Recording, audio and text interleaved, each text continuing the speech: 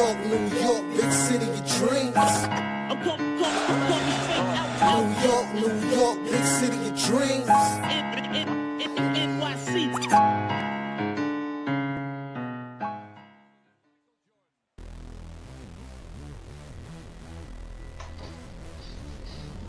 What's going on? This is Jay Ellis from the Nick of Time show. Here to give you that Knicks talk just in the nick of time. It's time to talk about a Knicks win because the Knicks just beat the Washington Wizards 119-102 with a bunch of contributions. OG Anunoby gives you 16 points, 6 rebounds, 5 steals, and 2 assists. Mikal Bridges gives you 10 points, 4 assists, 3 steals, and 2 blocks, playing that defense. Clarkson gives you 15 points and 2 assists. Josh Hart gives you 12 points, 10 rebounds, and 5 assists. And Karl Anthony Towns gives you 33 points, 13 rebounds, and 5 assists.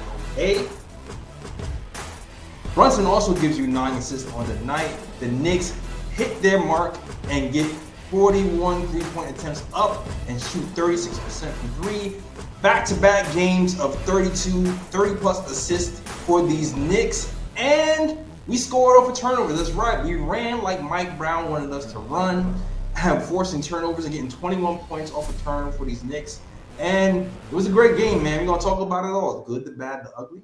There is a lot of good to talk about. So let's just get to it, okay?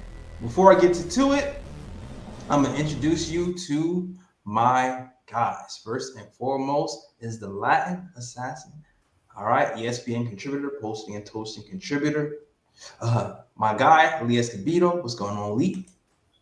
Jay, Ryan, great to be here after back-to-back wins, man. Feels good. Shows that panic is never the first virtue someone should embrace, which is why I wrote the Substack article that I did, just to have a little faith, have patience. Hard to judge a 5-game sample size before tonight when people were really breaking out into chaos, doom and gloom. It's only been 5 games at that point. Like, let's pump the brakes a little bit and let this offense and defense form its identity. And tonight we saw some familiar faces get back into the fight.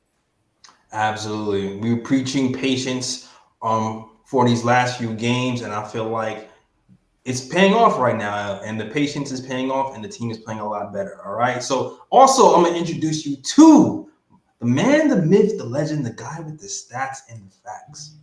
Ryan G in the building. Glad to see the Knicks got the win. Back-to-backs usually tricky because the team is usually a bit tired that second game, but they pulled through and they got the win and ended up beating up on the Wizards in the process. So yeah, let's go. Absolutely, absolutely. And for those who are watching, today is going to be a special day. We will have Knicks fans will be allowed to chat with us live on the air. We will have the StreamYard. The StreamYard link is on the YouTube channel. So if you want to hop in and talk to us, join our YouTube channel, and we'll bring you up after we break down these games. All right, so let's get to it. This was an interesting game for a couple of reasons. 1, there's no Mitchell Robinson. He's not playing back-to-back.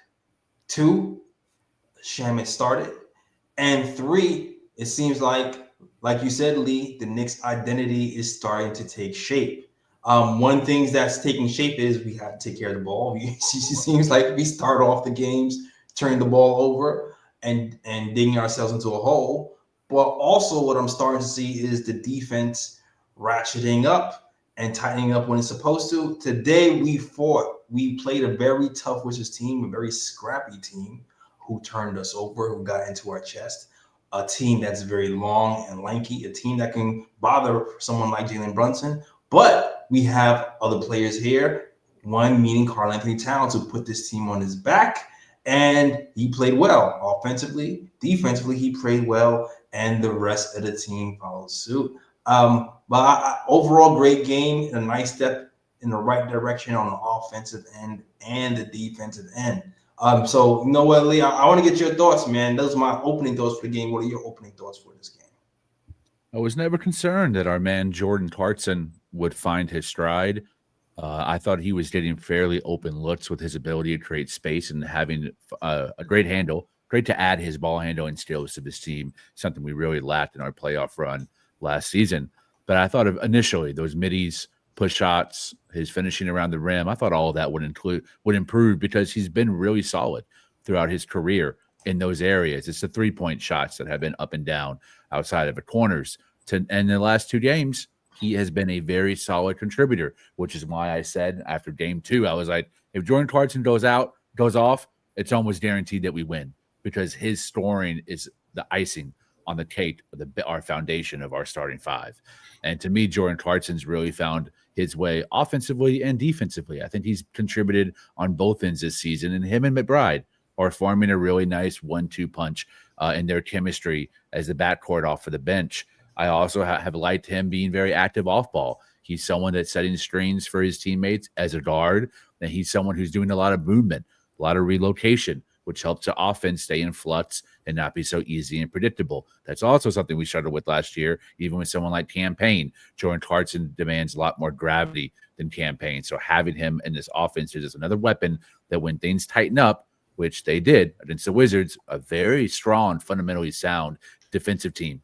Offensively, work in progress. But defensively, I would already say they're in the top half of the NBA, in my opinion. They're top 15 defenses already, which, listen, they got a lot of rangy wings. And when that tightens up, they threw some zone at us. They threw some man-on-man. They switched in the first half. And I thought Jordan Clarkson was someone who bailed us out on those possessions where they started showing different coverages. He got us a bucket when we really needed it. So I was very impressed with Clarkson and even Yabusele. I'm not going to say the BBL name tonight.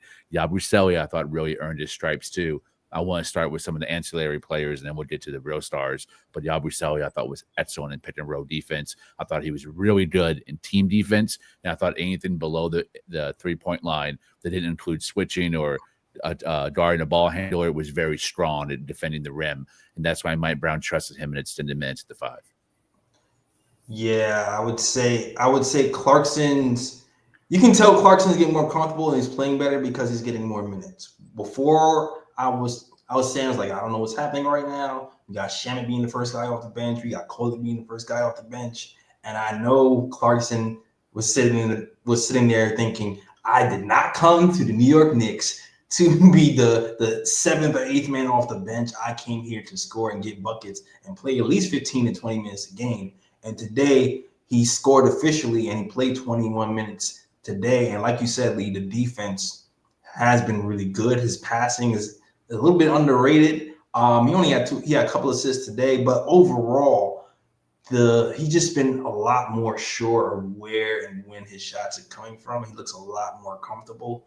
I think that Bulls game where he hardly saw minutes was kind of the turning point where he got so frustrated. He was kind of just like, F it, and started to play his game, and it's starting to work for him and for us. Yeah, good game overall by the Knicks. Clarkson's definitely stepped up off the bench. 21 minutes, good basketball. I guess the only time I really saw an error with them was when I think it was the second quarter when he kept on trying to force the ball to Cat. And I'm just like, Clarkson, just take the layup, man. Like, that pass ain't there. Just take the layup. But besides that, he played good pretty much throughout the time he's been on the court. Yabusele, you got to big him up as well. He has some good minutes off the bench as well. Cat, this is by far Cat's best game this season. 33 points, 13 rebounds.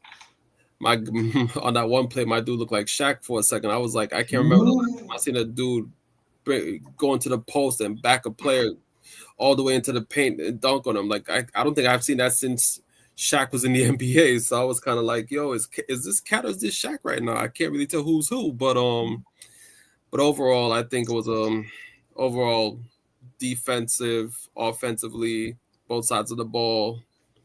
It was an excellent game. Can't really complain.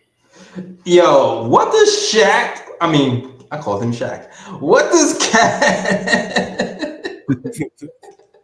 I mean, he did look Shaq-like with that dunk. To be fair, but really though, like, what does Cat have against Sarr, man? Did he steal his girl when he was young, or take his cookies, or talk about like his family? Because the way Cat plays like he hates him, yo. He plays He plays like he's looking for revenge every single time. That baptism dunk that he gave on him was crazy. And it just seems like every time he goes at him, it's super personal. And I gotta give it to Sarr too, because he definitely fought back. He's no slouch, even though he's built like a string bean.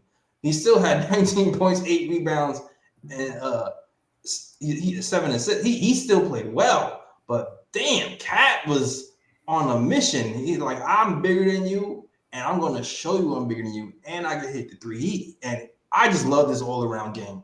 Defensively, I felt like he was on point for most of the game. He had 2 steals today. The passing just popped off the page, especially the way the Knicks were just running around screens and doing dribble handoffs and the off ball movement. He just, even when the first and second option was there, Towns was just very patient for things to open up and pass the ball on the third option. Now they took easy basket. He just had a masterful game. He would not be anywhere without Cat today. And this is one of those pick your poison games, man. There's like the benefit of having 2 stars with the gravity of Jalen Brunson and Karl Anthony Towns is if they key in on somebody like Jalen Brunson, once they were, you're going to leave another monster open like Karl Anthony Towns, and they paid for it today. So brilliant game by Karl Anthony Towns, top to bottom. I thought go ahead, Ryan. Oh no! All I was gonna say is that Jay pretty much took the words right out of my mouth when he said that. When he said that if Saw like spoke to his girl or something like that, because I was like, "Yo, the way Cat was going at this guy, I thought Cat really like this dude really did something to Cat." Because I'm like, "Damn, like why Cat doing him like that?" And then when it got really disrespectful when Cat got the ball at the elbow and he was like, "You know what? I can blow by you. I can post you up, but you know what? I'm gonna just take this mid-range jump in your face," and he knocked that. And I was like, when I saw that, I was like, yeah, Cat's getting really disrespectful in this game right now. But yeah, I don't know what it is about Saw, but it seems like when Cat sees him, he sees red. I want to give a shout out to my girl Glamour Knits for complimenting me on the glasses. Appreciate that, sis. Our head is big in that. The head is big now. glad you noticed me looking extra crispy in my HD vision and my brand new mic. Shout out Phil Porto. Want to add 2 things I really loved about Karl Anthony Towns tonight. He's becoming, we talked about it last spot about how stationary. He's an excellent playmaker. Man, listen, at the top of the key, who in the NBA is more efficient than him in his decision making? Like that's where the strengths in his reads, I think, really come into play is when he's positioned out there on top of the key. His dribble handoffs tonight, the Knicks really span, but more dribble handoffs than usual tonight. They felt like whatever the scouting report confirmed, that was the play to really get guys open.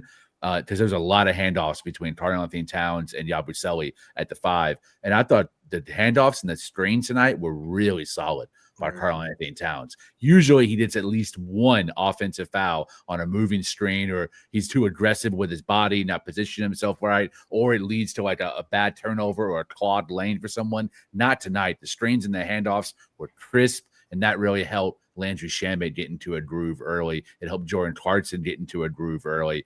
And that's the first spot I loved him in. The second, it wasn't just, again, there was definitely some personal element there, maybe because Sarr has been really touted as a great defensive bid, and he's been solid.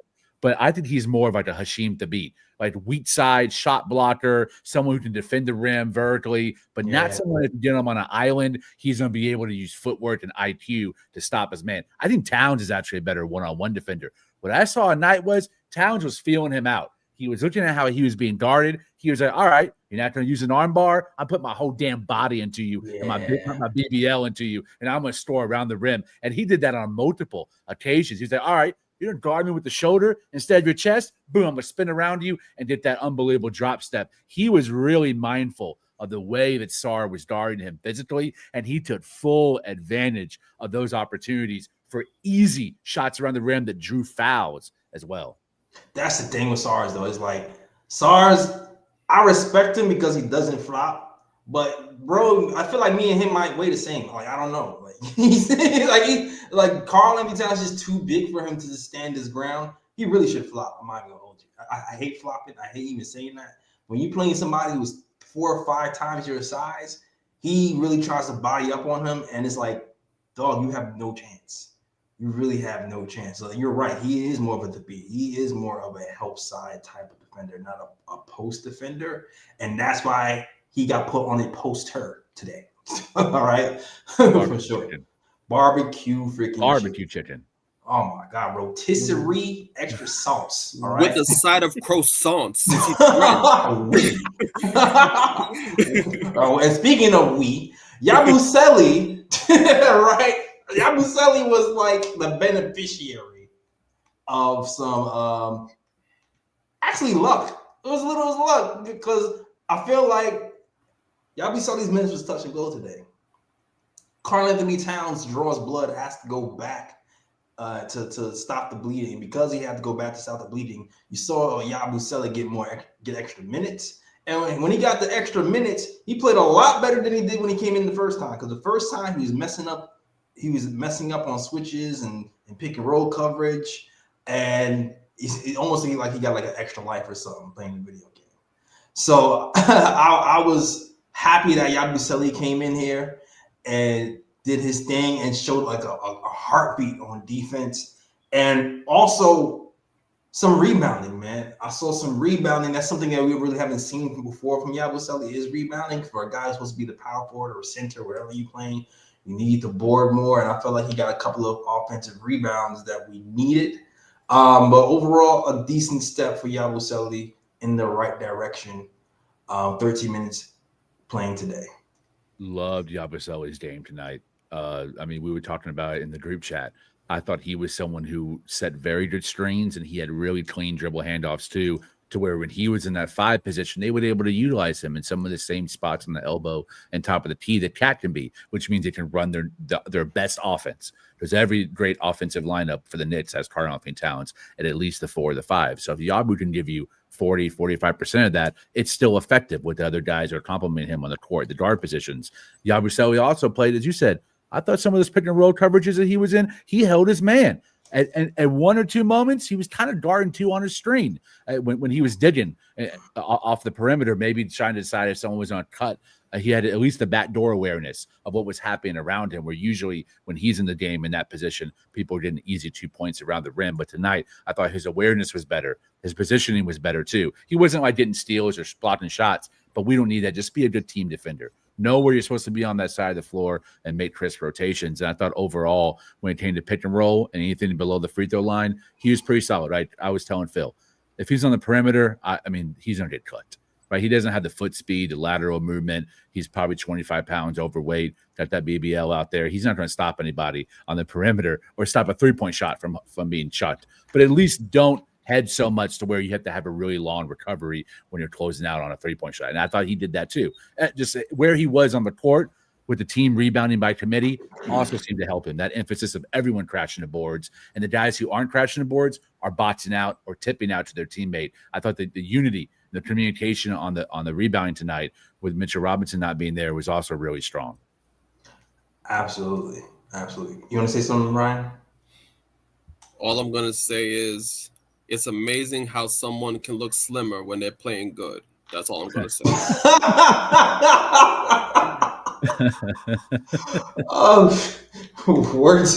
Words of wisdom by Ryan G. Oh man, I just like the way he's been rebounding. You know, one thing that's kind of been impressive about this team that we really haven't really talked about so far this season is, despite despite Mitchell Robinson, I got Phil in the brain. Despite Mitchell Robinson not playing that many games, we still are among the league leaders in rebounds and offensive rebounds as well. I kind of feel like the offensive system is allowing us to get more rebounds without Mitchell Robinson being there. I remember last year, a lot of the times we would not get that defensive rebounds because we're scrambling so much because of how much time, because the ball just moves so many.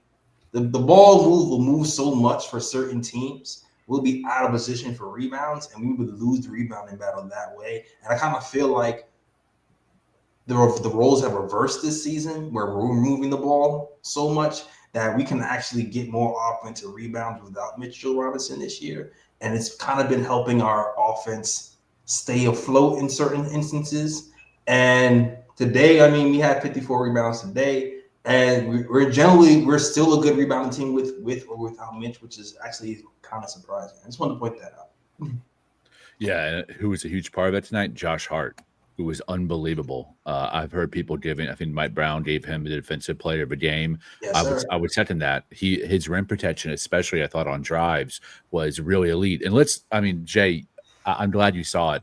This is not the Wizards team of 3-4 years ago. This isn't the teams that they were building around Bradley Beal with a bunch of cast-offs and overpaid bums. This is a team that has leaned itself through development. Everyone here is very, very fundamentally sound. They talk a lot. They rotate really well on switches, and they're a really solid team. Even without a lot of height outside of Sarr, they defend the rim really well too. Because I think they collapse and they play in unison. They don't really have much size outside of Sarr. They got Badley, but he's more of a traditional forward, not much of a rim protector. But their guards, man, all their guards play really big, and they're really smart, especially on the perimeter. I'm surprised we would get so hot from three. When they were playing that zone on us, they dared us to shoot. Josh Hart helped a lot by hitting one of his threes. But I thought this is a very tough win on a back-to-back against a team it's easy to take lightly, but I think this coaching staff had them well prepared to understand that this is a team that can give multiple coverages defensively, and you really have to be in your all three level scoring bag in terms of Brunson, the top four guys, in order for us to win this game comfortably. And we needed all of it tonight because, man, they're especially the transition defense is really, really good. They're smart for being so done. Yeah, definitely. In the first half, I thought it was going to be a dogfight the way the game was going, because when they went on that 13-0 run to end the second quarter, I was like, yo, these guys are not going away. Like, they're hanging around. And, yeah, like, the young guards play really good, like Koulibaly, Johnson. George. I think Wizards have done a good job drafting talent on that team, and it seems like with this coaching staff, they're gonna develop them right. They're gonna develop them well. But overall, it's just the fact that the Knicks did what they had to do and they came out with the win. So at the end of the day, that's all that really matters. But that Wizards team, they look like they're gonna be a good team. Probably give them another couple years, 3 years, and they'll probably become a pretty decent team. It'd be great if it became like the 9th seed, you know what I'm saying? Yeah. Yeah, so we get that pick. If we get that, if they became the 9th seed, then we can get that pick. I mean, defense wins games. They didn't have a chance at that. Yeah, absolutely. And I want to give Josh Hart more praise because we've been killing Josh Hart for a while. We wasn't not sure where he's gonna fit. We know he plays better fast. He's come from the West, man. Like teams from the West, they play fast, so playing fast on the Mike Brown system would suit him. But you never know. I feel like Josh Hart is that guy who, if he ever got a consistent jump shot, he can get paid. If he ever got a consistent 3-point shot, he can get paid a lot. Because he can do everything for you on the floor, whether it be assists, whether it be rebounds, whether it be big plays.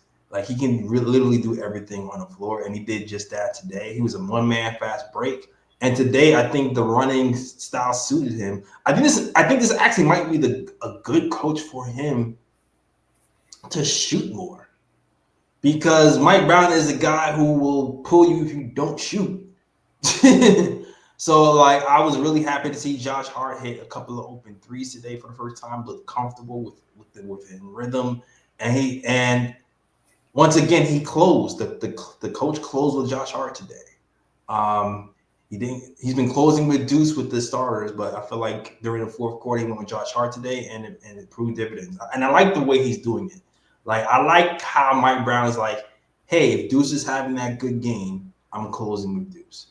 If Josh Hart is having that good game, I'm closing with Josh. I think that was one of the big problems last season. It was like he was just closing with Josh no matter what. And I think just have your pulse on the game. Even with the way that Clarkson was playing. Clarkson is playing better. He's giving 20 minutes now instead of 12 minutes. Just like Ebony would say, that he's freestyling a lot more with the minutes, and I think it's helping us right All right. Salute to the chat.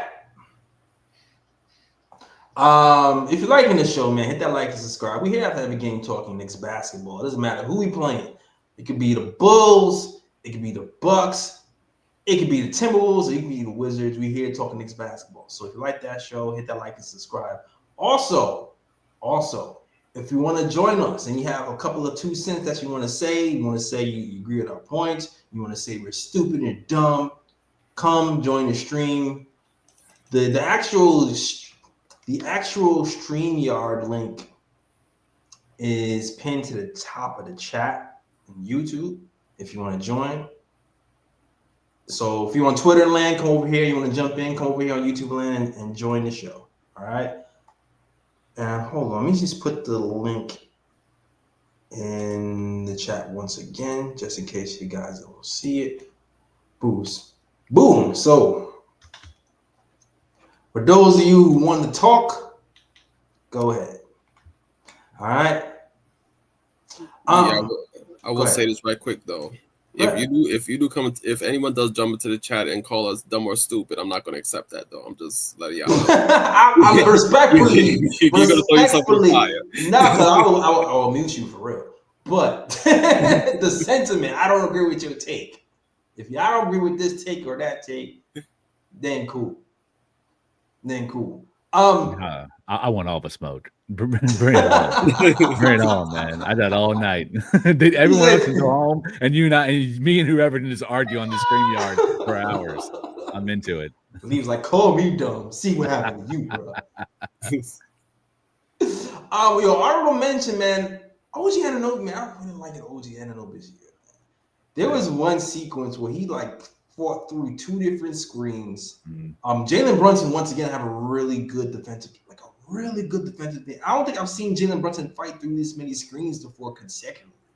But even that fast break that OG Anunoby got the steal when he got the dunk, and I think in the third quarter, a lot of that had to also with Brunson fighting over the screen and getting his hands on it. So the team defense for the Knicks, especially in that third quarter, was really pivotal. We went on a 17-0 run in the third quarter, and it just seemed like we were just way more connected defensively.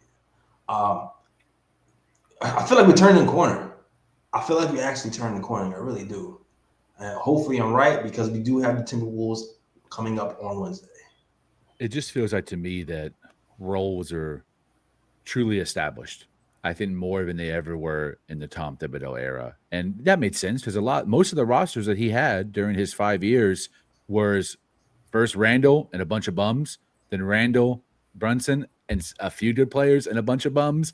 And then, by that point, when he needed to establish a hierarchy, he didn't. And it cost the Eastern Conference Finals, in my opinion. It feels like and seems like with the eye test that everyone has a very distinct role. People know when to go off. I'm talking about Shamet and Clarkson, or when to digress a little bit and let the ball move and find the open shot. And OG's shot diet has really improved. We talked about this last game as well, that OG is kind of relying on being a catch and shoot guy on the perimeter. And then when he gets the catch inside the nail, that's what he does one-on-one. And he had some really nice, 2 dribble, using his footwork and gliding into the rim to finish around the rim. One of them was a dunk. And I was like, man, I haven't seen OG Anunoby dunk this much in a 6-game stretch. So I'm loving what I'm seeing. I'm loving where he's picking his poison on when to go off. And it feels very structured. It feels very intentional. Mikal Bridges as well being more on ball when Jalen Brunson is on the bench. That feels very intentional. Deuce being primarily a catch and shoot 3-point option and sometimes bailing out with that mid-range jumper. That feels very intentional. All these pin downs, all this pistol action for Landry Shamet as a starter, that feels very intentional. Get him going. And I liked that Brown knew when to use Shamet. So often with Tom Thibodeau, Shamet would be out there with a bunch of non-shooters and say, well, Shamet, you don't have to shoot the 3. Otherwise, there's no spacing. I like what Brown's like, you know what, we're up by 10. Let's go up by 20 by having our 4 best offensive players and Shamet and really give some 5-out offensive looks. It's like, you know what, let's not just win, let's step on their neck. I like that approach. Did not see that under Tom Thibodeau, and you're seeing it super early with Mike Brown and having Shamet out there with the 4 other best offensive players. How do you stop us? Again, I'm not smart enough to figure it out. Yeah, he didn't necessarily have a good shooting game necessarily either. but it's just the threat. He's a career 40% 3-point shooter. I like having him shoot off after dribble handoffs. I like that. I like that action in general, like a la Dante DiVincenzo, where it's like, oh man, he can shoot so quick. He puts the pressure on the guy trailing him to have to try to contest because he can shoot so quick and get you in foul trouble. So if we can use Shamet like that even more in certain sets, I think is gonna help us pay dividends for sure. It's so funny you said that, Jay. I thought about our conversation 2 years ago when you taught me what movement shooting was. When I didn't understand the volume compared to the assist, and you helped describe it and use Dante DiVincenzo as an example. There was a couple of sequences tonight with Landry Shamet when he caught it off of a handoff, and I was like, Dante could have hit that shot. Like he had 2 on the ball, and he was at least 5 or 7 feet beyond the 3-point line, and he had to relocate to get into the positions where he knows he's automatic. In my head, I was like, Dante could have hit that shit. Imagine if Dante was on his team, but pump the brakes. I'm happy. I'm a huge Landry Shamet. I don't know. I'm a Landry Shamet fan club president, but in my head, I was like, man, Dante DiVincenzo. Unconscious. We got Dollar Tree Dante, I guess. We do. Yeah, I think Shamet is one of the better relocation 3-point shooters on the team. But that's something that he does really well. And the thing with Mike Brown's offense, which I didn't understand why Tom Thibodeau didn't do this more with the team last season, is I see Mike Brown really does spam Karl Anthony Towns and Jalen Brunson pick and rolls way more often than Thibs did last season, which I don't know as to why Thibs didn't utilize that as much. But it's good to see that Mike Brown is using his 2 best offensive weapons and be like, you know what? Let's put teams in compromising situations where you have to guard two of the best offensive players, one big and one guard, and see what you're gonna do, and then you read and react based on what the defense does. So I'm glad to see that as well. And one play I was really impressed with during the game was when I think Cat had the ball and McBride kind of curled to the basket, and Cat passed the ball off to McBride, and then at the same time OG made that cut by the baseline, easy dunk. And that kind of movement I was not seeing last season. So you can definitely see Mike Brown's handprints being put on this Knicks offense. That's excellent observation, Ryan. Absolutely. And just the amount of open threes are producing is just night and day from last year. And they're counting them too. I'm starting to fall in love with Mike Brown press conferences because he just gives you so much information. As a basketball fan, you just like how he just kind of gets into the weeds of like how he describes what he's looking for.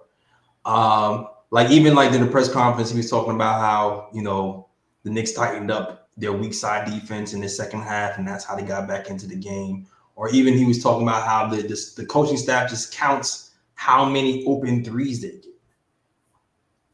And they categorize it by wide open threes and semi-wide open threes and red threes. And I think they said they produced 26 or 27 wide open threes the last Chicago game. And I'm pretty sure we were pretty much on target for something similar today. We took 42 threes today, shot 35% from 3. So good numbers from the Knicks. And I like I said before, we look just way more comfortable, a lot more comfortable. I like too that it doesn't have to be so obvious. If you don't incorporate, to play off of what Ryan said, if you don't try to have 2-man action between Brunson and Cat, it doesn't have to be a standard pick and roll either. It can flow into something else. Cat can set that initial strain for Brunson and then flow into a secondary off-ball strain for somebody else, and then allow Brunson, someone else, to have 2-man game, and then that splits the defense. They're like, here are the 2 guys we have to guard but closest, and now whatever that is, a 1-4 or a zone, is now broken. And you have some space to drive to the basket, or Brunson only has a single defender on him, or even in the best case scenario, a switch and it has a 5 on him. But I like that Brown is using Brunson and Cat just either on the strong side to say, hey, here's the ball, and our 2 best players are involved in this action. You pick which one you want to guard, and if you want to hedge and throw a double, it's on you. Like, basically pick your poison. It doesn't have to be a standard, obvious pitch and roll, high pitch and roll like Tibbs did last year when he did try to incorporate it. It was like, all right, every possession starting with the super high pitch and roll, but it takes 3 seconds for Brunson to get into the. It's like, this is like killing time off a clock. Just made simple actions and have your 2 best player involved in them. I agree, man. Having an offensive coordinator who knows the offenses is night and day. It's night and day. Who is that? Is that Chris Gent? I do not remember the name. Because I see Chris Gent is leading most of the timeouts. The ball guy, the real tall ball guy that was in Cleveland. Yeah. Yeah, even that notion, like he gives the assistants a lot more leeway to learn and to run things. A la Popovich. So even that is definitely different. So kudos, man. We're going in the right direction. 2 games in a row. All the doom and gloom that you were hearing 3 games ago are dissipating. All of them. I haven't seen anything about Tibbs today. I haven't seen anything about firing Mike Brown today. What about Brunson being a Chuck? He was a Chuck today. He shot 17 shots. He was definitely a Chuck. I mean, we haven't heard that today either. I mean, he had 9 assists today. Actually, it's funny because I felt like Brunson was pressing in the first quarter. But I liked how, as the game got along, he was like, all right, I'm going to pick my spots more. And 9 assists today for Brunson, for sure. Good game. Great all-around game. And this should be left to everybody who was losing their shit and it was scared. Listen, Knicks fans, we've been here before. We were, 5 and 6 last year. We've gotten off the slow starts multiple years and end up in the playoffs. End up in the second round. This is what happens with a new team and a new system. I would think you ought to learn by now that it's all doom and gloom after Game 5, but here we are. Here we are, and we're looking a lot better right now. All right, yo, Ryan G, do you have any bro picks today? Well, it was really hard for me to find a broad pick because it was like we had a podcast last night, then I had to use only one day to really find a broad pick. But I think I did find one broad pick though, and it was from the Bucks and Pacers game. I just found this funny because, as you know, Miles Turner left the Pacers. He played for the Pacers for 10 seasons and went to sign for the rivals, the Milwaukee Bucks, because Pacers and the Bucks, they have bad blood between them. So the game was in Indiana. Of course, Miles Turner played 10 years there, right? So they had his, tribute video showing, during the timeout and things of that nature. And the Pacers fans are booing him because the Pacers fans are like, we don't care that you played 10 seasons for us. Why did you go to the enemy? Why did you go to the Bucks? Facts. So during the game now, Miles Turner hits a 3.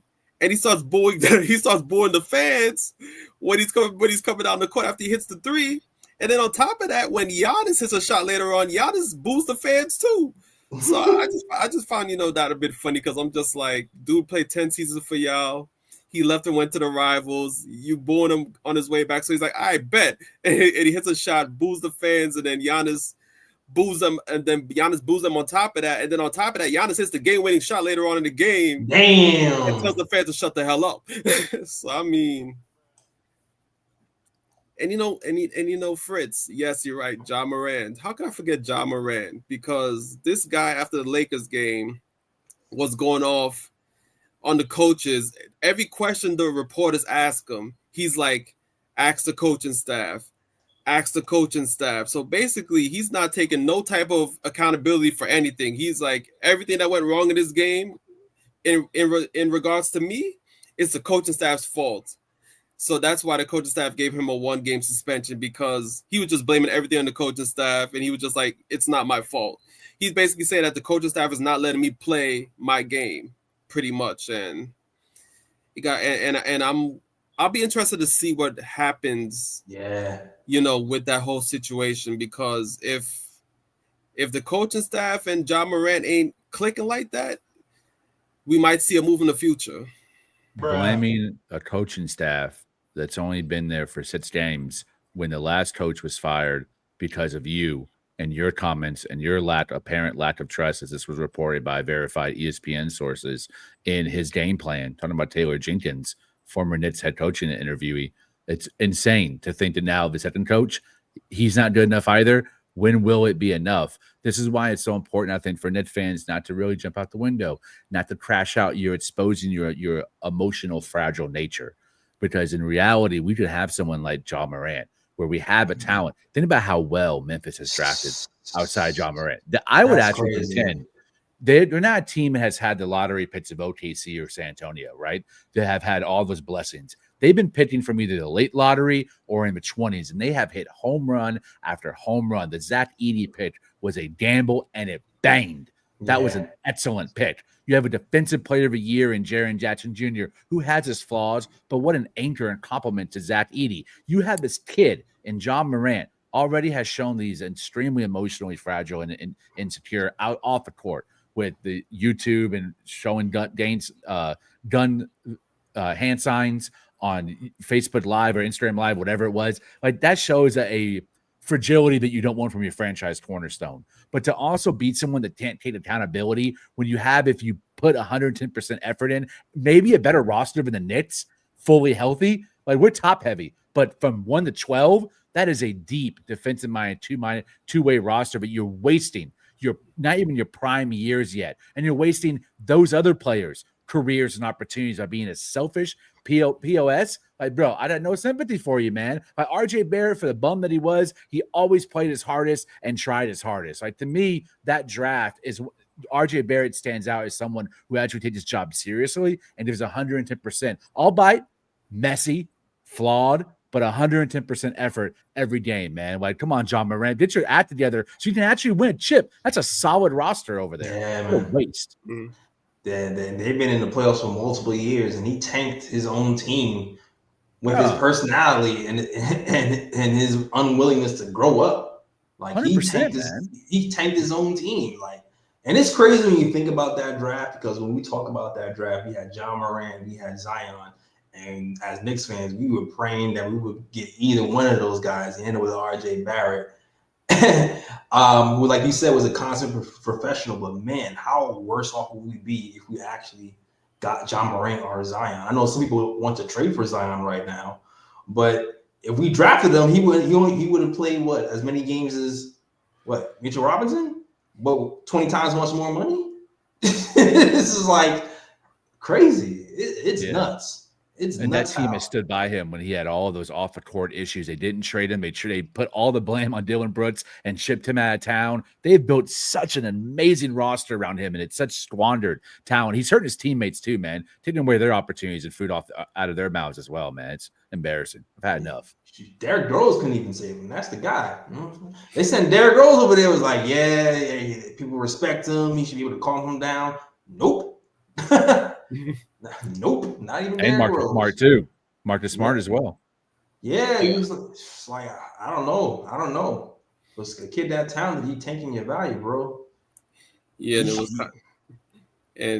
sorry to cut you off, but it was also kind of funny too because of this whole incident, people are pretty much creating trade scenarios where they're like, where Ja Morant might go if the Grizzlies do decide to trade him, and one of the trade scenarios was Ja Morant going to Minnesota to team up in the backcourt with why can't I think of his name right now? Anthony Edwards. So like there was a tweet going around and somebody was like, "Who's gonna stop this duo?"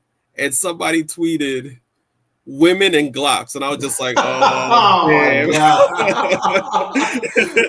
Nah, man. Two of my weaknesses too. I went off on Ja because Ja was going to be my bro pit too. And I saw an opening, so I had to rip into him, man. I'm just so pissed off at the waste of talent, man. Oh, man. He's a talent, bro. He is a talent. No, he is. He's one of the best pick and roll players in the NBA.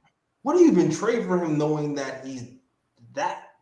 Like, what would you even, because he's like an all-star talent. He could have been the face of the league. Like, what do you even, that's another show. That's another show. Oh, man. All right, yo, that's the show. Thank you guys for watching. Lee, let them know they can find you, man. on Twitter at _Lee Escobedo, LeeEscobedo. And I've been churning out some solid content. Not necessarily solid because I wrote it, but solid because I'm trying to help the Knicks fan base get off the ledge and understand that patience is a virtue, and these things take time. I've seen enough from this Knicks team to know that we're still on the path to win a championship, if not this year, next year. And the things that are flawed can be fixed. So I've been trying to write articles incorporating some of my favorite writers and verses of poems that I think can be inspirational to just put the world in perspective and not miss the forest for the trees. All right. Ryan, let me know where they can find you, man. You can find me on Twitter at RyanGKOT. You can also find me on Instagram at Sir G is Chillin'. Sir G is chilling. That's SIR. G is CHILLIN. All right. You can find me at the KOT Show on Twitter, the Nick of Time Show on Instagram, and the Nick of Time Show on Facebook as well. Also, SoundCloud, iTunes, Google Play, and Stitcher. All right. That is the show. Thank you guys for watching. We'll be back. We'll be back on Wednesday to talk Knicks Timberwolves. All right. But like I said before, if you like this show, hit that like and subscribe. We have to every game talking these basketball. For the people on Twitter, if you're enjoying the stream, come join us over here on YouTube land. All right. It's on youtube.com/NickOfTimeShow. Come find us and hit that subscribe and like. And also, people, if you want to support us outside of super chats, just share. Get the word out. The Nick of Time is the place to be. All right. That is the show. Thank you guys for watching. And as always,